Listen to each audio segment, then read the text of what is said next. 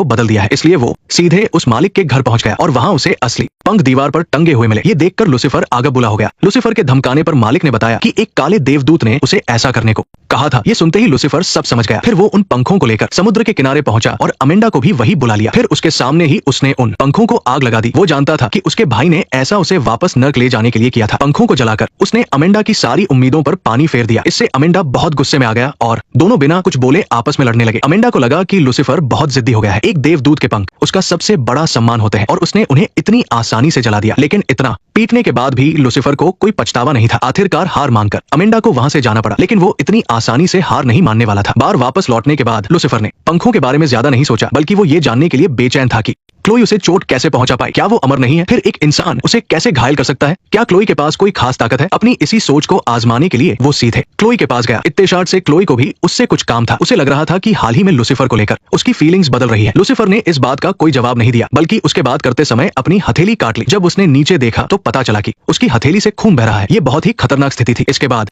1 महीने तक वो क्लोई से नहीं मिला। इस दौरान लूसीफर ने ये चेक करने के लिए कि कहीं वो गलत तो नहीं था, में से अपने ऊपर कई चाथू फिकवाए, लेकिन कोई भी चाथू उसे चोट नहीं पहुंचा सका। इस बात ने साबित कर दिया कि क्लोई सच में उसके लिए खतरा है। मेस को लगा कि इस मुसीबत को जड़ से खत्म करने के लिए क्लोई को मार देना चाहिए, लेकिन लूसीफर ने इसके लिए साफ मना कर दिया। उसे लगा कि इस सब के पीछे जरूर कोई और वजह है। तभी जैसे ही वो जाने लगा, उसके पैर में सीधियों से ठोकर लगी और खून बहने लगा। दरअसल क्लोई वही आसपास ही थी, इसी वजह से उसे चोट लगी थी। क्लोई ने आते ही उससे पूछा कि इतने दिनों से वो कहा था। लूसीफर ने बस ये कहकर टाल दिया कि वो बिजनेस में बिजी था और जानबूझकर उसे इग्नोर नहीं कर रहा था। खैर छोड़ो, क्लोई को हाल ही में एक बड़ा केस मिला था जिसमें उसे लूसीफर की मदद चाहिए थी। इसलिए दोनों तुरंत क्राइम सीन पर पहुंच गए। वहां उन्होंने देखा कि एक लड़की बुरी तरह से मारी गई थी, लेकिन हैरानी की बात यह थी कि लड़की की पीठ पर है लूसीफर लिखा हुआ था। साफ था कि ये काम लूसीफर के किसी दीवाने का है। लेकिन इससे पहले कि वो संभल पाते, पुलिस को एक और मर्डर की खबर मिली। दोनों तुरंत उस क्राइम सीन पर पहुंचे। जब उन्होंने ऊपर देखा तो छत के बीम से एक और लाश लटकी हुई थी जो बुरी तरह क्षत-विक्षत थी और वहां भी लूसीफर का नाम लिखा हुआ था। साफ था कि ये सब एक ही इंसान कर रहा है। लूसीफर को लगा कि जरूर कोई उसे फंसाने की कोशिश कर रहा है, लेकिन क्लोई को ऐसा नहीं लगा, बल्कि उसे लूसीफर पर ही शक होने लगा और उसने लूसीफर को घर जाकर छिपने को कहा। ये सुनकर लूसीफर को बहुत गुस्सा आया और वो गुस्से में वहां से चला गया। लेकिन जब लूसीफर होटल वापस लौटा तो पुलिस स्टेशन का एक पुलिस वाला उससे मिलने आया। दरअसल इस मूंछ वाले पुलिस वाले की एक केस के दौरान जान चली गई थी और अमेंडा ने उसे इस शर्त पर जिंदा किया था कि वो लूसीफर को मार देगा। लेकिन उस मूंछ वाले आदमी ने ऐसा नहीं किया। जब वो ये सब बता ही रहा था, तभी लूसीफर का ध्यान उसके हाथों पर लगे पेंट पर गया, जो बिल्कुल क्राइम सीन वाले पेंट जैसा था। जब लूसीफर ने उससे कड़ाई से पूछा तो उस मूंछ वाले ने कबूल कर लिया कि दोनों मर्डर उसी ने किए हैं। उसने ऐसा इसलिए किया क्योंकि वो लूसीफर का बहुत बड़ा भक्त था और लोगों की बलि चढ़ाकर उसे खुश करना चाहता था। ये सुनकर लूसीफर गुस्से से पागल हो गया और उसे मारने के लिए आगे बढ़ा। लेकिन मूंछ वाला बिल्कुल नहीं डरा, क्योंकि उसके पास लूसीफर का दिया हुआ एक पुनर्जन्म का सिक्का था। लूसीफर ने बिना किसी परवाह के एक झटके में उसे हवा में उछाल दिया। जैसे ही लूसीफर उस पर हमला करने वाला था, अमेंडा अचानक